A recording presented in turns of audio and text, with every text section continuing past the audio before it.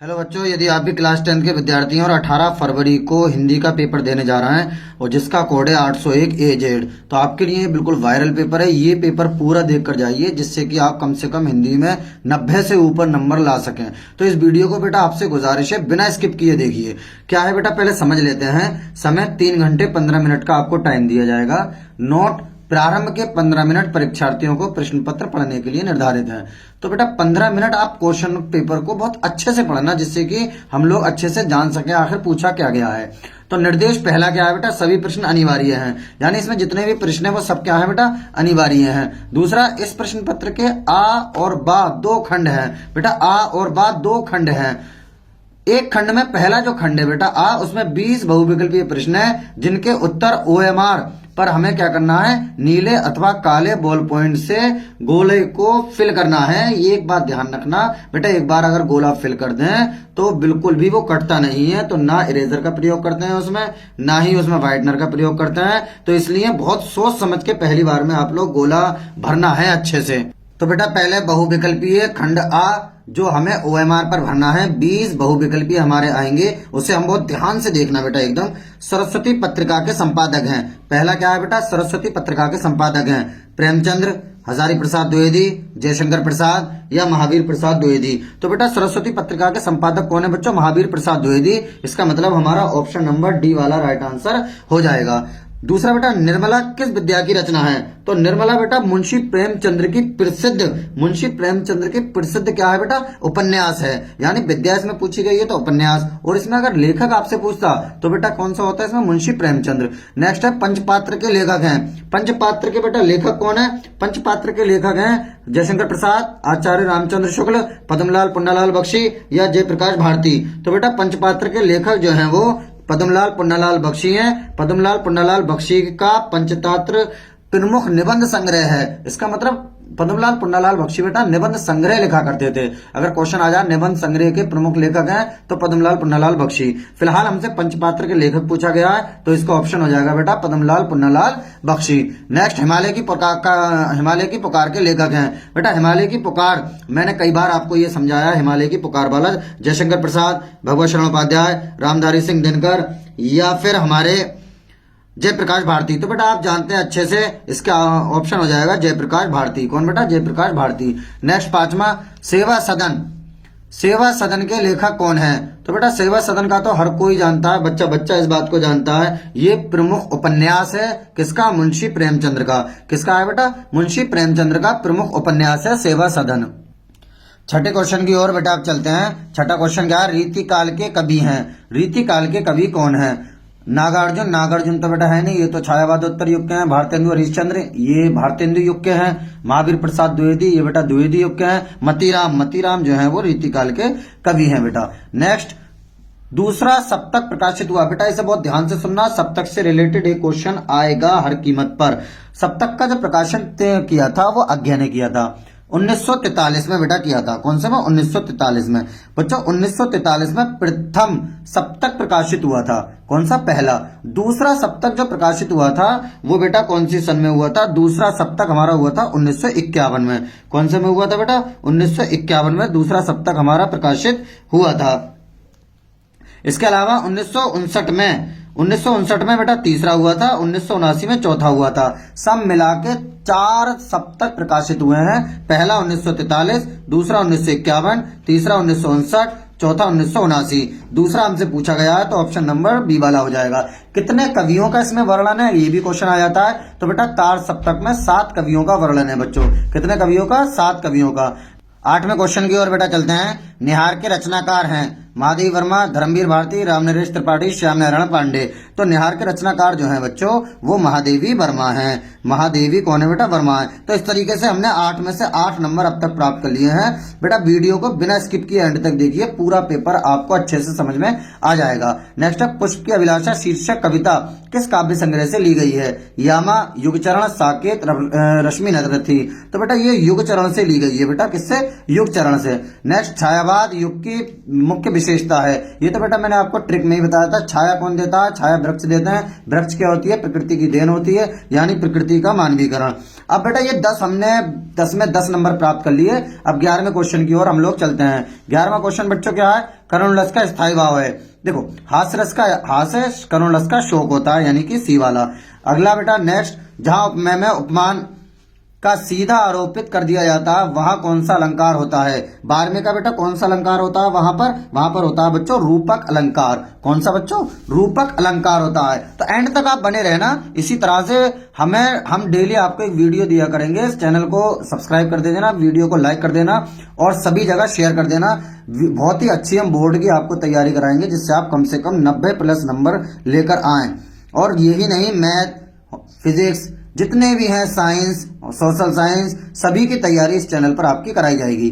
सोरठा किस प्रकार का छंद है बेटा? अर्ध सम्मात्रिक छंद, सम्मात्रिक छंद, विषम मात्रिक छंद, इनमें से कोई नहीं। तो सोरठा है बच्चों अर्ध सम्मात्रिक छंद। निर्गुण शब्द में प्रयुक्त उपसर्ग है। उपसर्ग क्या होता है बेटा? पहले आता है वो, तो निर्गुण में हो जाएगा निर, यानी ऑप्शन नंबर डी।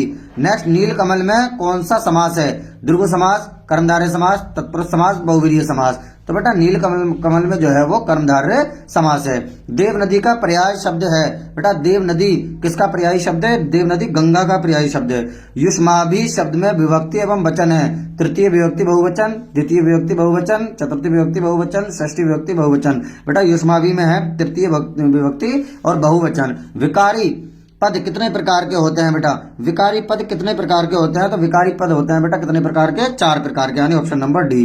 अर्थ के आधार पर वाक्य कितने प्रकार के होते हैं? 2, 8, 4, 5। तो ये होते हैं बेटा 8 प्रकार के।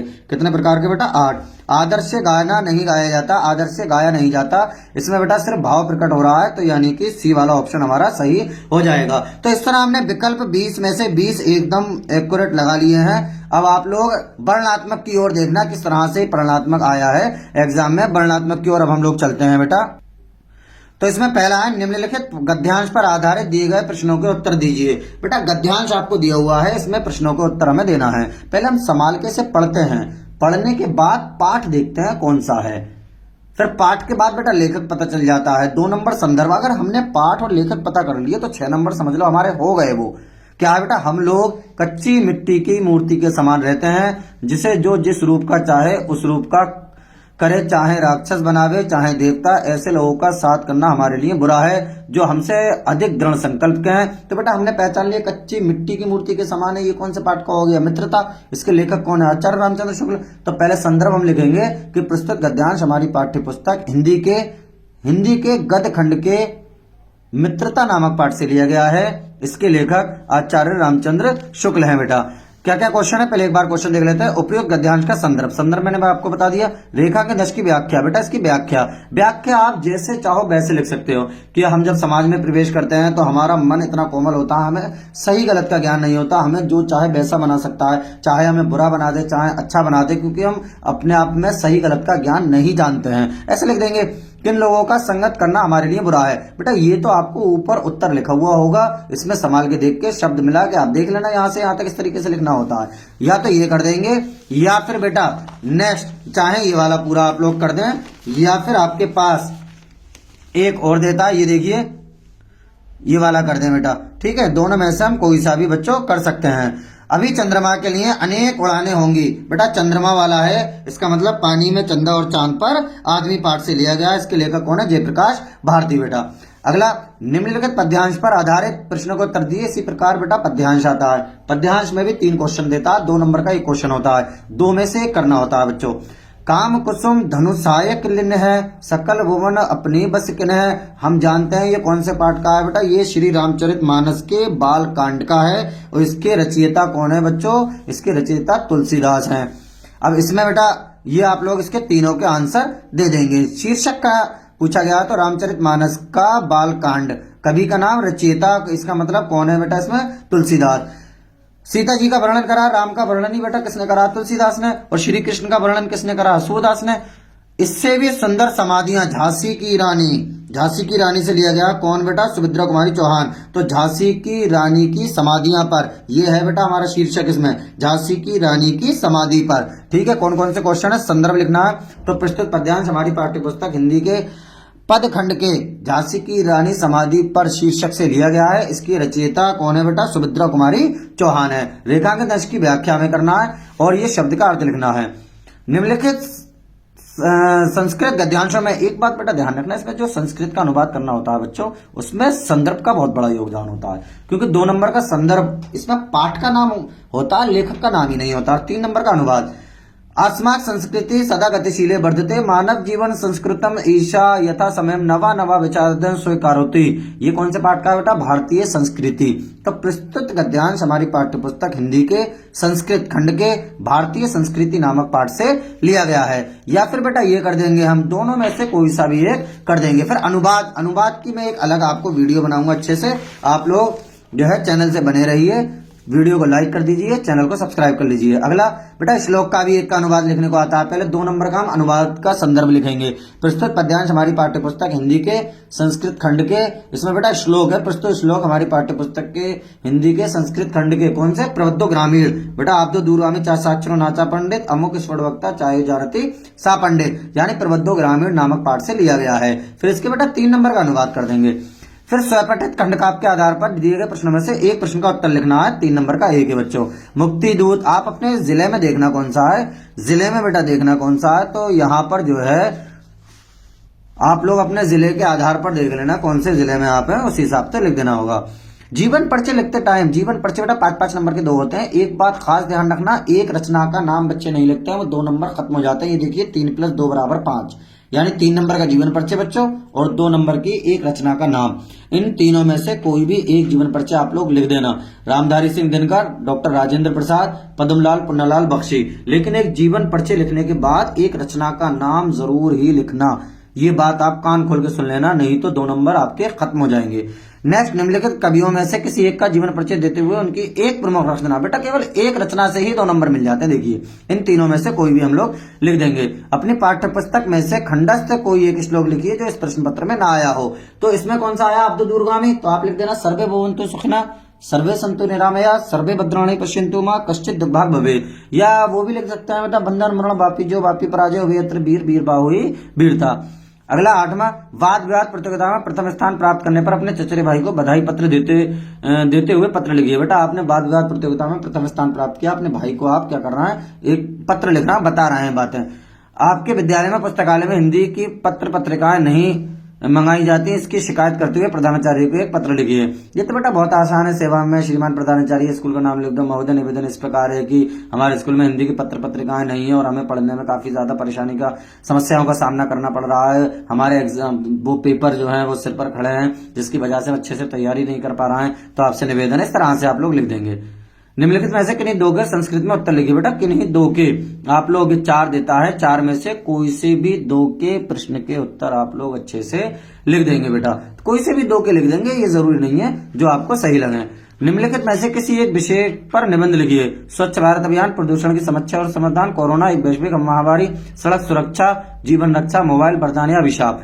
बेटा इन 5 में से एक का, लेकिन ये लिखते टाइम 1 × 7 = 7 एक निबंध लिखना है। रूपरेखा जरूर लिखा करना। रूपरेखा का मतलब होता है प्रमुख बिंदु, कि आप किस किस बिंदुओं पर निबंध लिखना चाहते हैं। तो बेटा आपको कैसी लगी वीडियो कमेंट्स में बताइए, और आपको किस चीज का पेपर चाहिए और कौन से सब्जेक्ट की, कौन से टॉपिक की तैयारी करना है, ये कमेंट्स बॉक्स में आप जरूर बताइए। और कौन से जिले से हैं, कहां से हैं आप, ये भी कमेंट्स बॉक्स में बताइए। बाकी बातें हम नेक्स्ट वीडियो में करेंगे।